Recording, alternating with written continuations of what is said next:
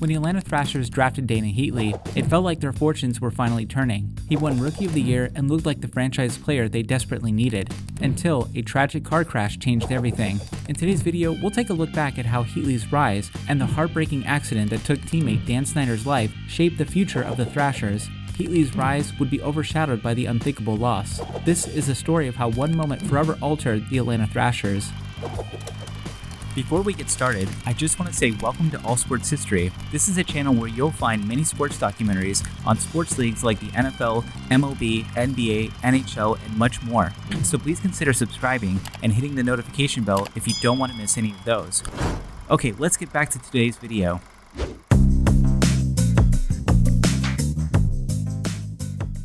The Thrashers played their first ever game on October 2nd, 1999 in a 4-1 loss to the New Jersey Devils. Their first win came 3 games later when they defeated the New York Islanders 2-0. But things didn't go so well after this, as the Thrashers only managed to win 14 games in their first season, losing 61 games, which totaled only 39 points in the standings.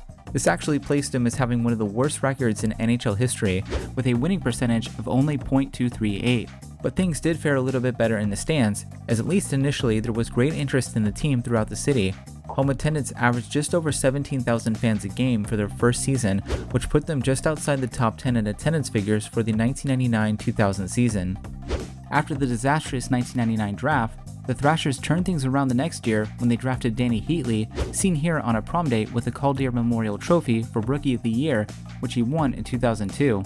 Prior to that, Atlanta drafted another future star player in Kovalchuk in 2001, who would later finish second in voting to Dany Heatley for Rookie of the Year.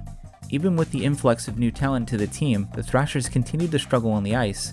They slightly improved their record in their second season, winning 23 games and losing 47, finishing just ahead of the Tampa Bay Lightning for last in the division. But then they regressed in their third season, winning 19 games and losing 52, while finishing dead last in the Eastern Conference. At this point, the excitement and interest around the brand new team had begun to fade. Crowd sizes fell to an average of 15,262 in 2001, and fell again to 13,668 in 2002, which put them close to the bottom of the league for home attendance. By 2003, Time Warner, the parent company of TBS, had decided to divest itself of its sports teams in order to place more focus on their media companies.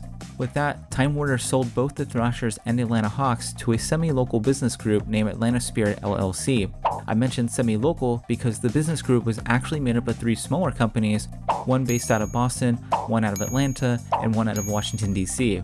But essentially the 3 companies worked together as Atlanta Spirit LLC, and on September 21st, 2003, the sale of both teams was finalized. I just want to pause real quick to ask, if you're enjoying this video so far, please hit the like button, and don't forget to subscribe as well. Okay, let's get back to the video.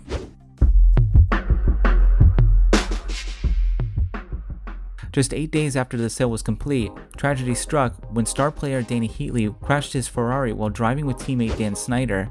Heatley sustained serious injuries which included a broken jaw, a broken wrist, a torn anterior cruciate ligament, also known as an ACL, and a torn medial collateral ligament, also known as an MCL. But the worst news came 5 days after the accident, when tragically Dan Snyder succumbed to his injuries due to septic shock. Heatley had been speeding, driving around 80 miles an hour, and had lost control of his car. Criminal charges were filed against Heatley for reckless driving, but were later dropped and he was ordered to do community service while serving 3 years probation. Heatley, who had been enjoying an ascension of stardom due to his great play, was the featured player on that year's EA Sports NHL video game.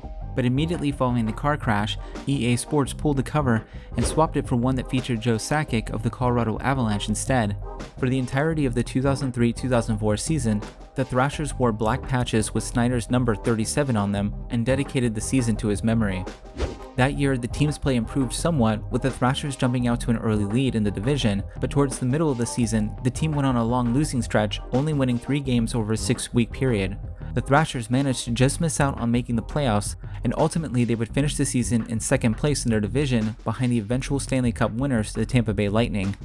Any hope to build on the momentum that they had from the previous season would be crushed in the following year due to a season-long lockout in the NHL.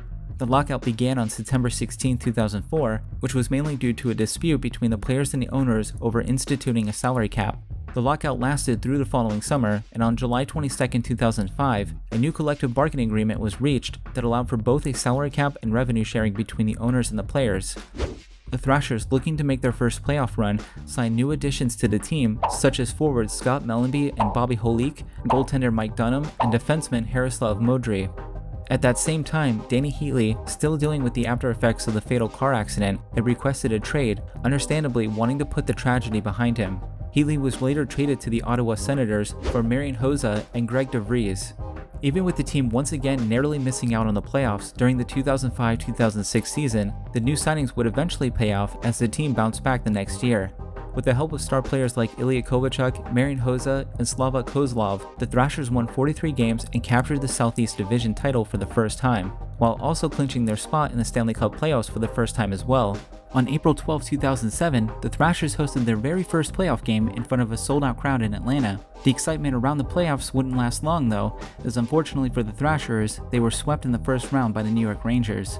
This marked a disappointing end to an exciting season, and it also would become the first and only time the Thrashers made the playoffs while in Atlanta. The Atlanta Thrashers story is one of potential never fully realized, a team that showed flashes of promise only to be derailed by tragedy, instability, and missed opportunities. Dany Heatley's crash didn't just alter the trajectory of his own career, it marked a turning point in the short and turbulent history of the franchise. Ownership struggles, dwindling attendance, and a lack of sustained success chipped away at what little momentum the team had left. By 2011, just over a decade after their debut, the Thrashers were sold and relocated to Winnipeg, where they became the second incarnation of the Jets. It was a quiet end to the franchise that once had real hope of becoming something more, and it all might have played out differently if for not one tragic night. In 2024, Total Pro Sports ranked the best NHL franchise relocations of all time, and the Atlanta Thrashers' move to Winnipeg to become the new Jets was ranked an impressive number 2. The relocation was widely regarded as a successful positive move, revitalizing hockey in Winnipeg.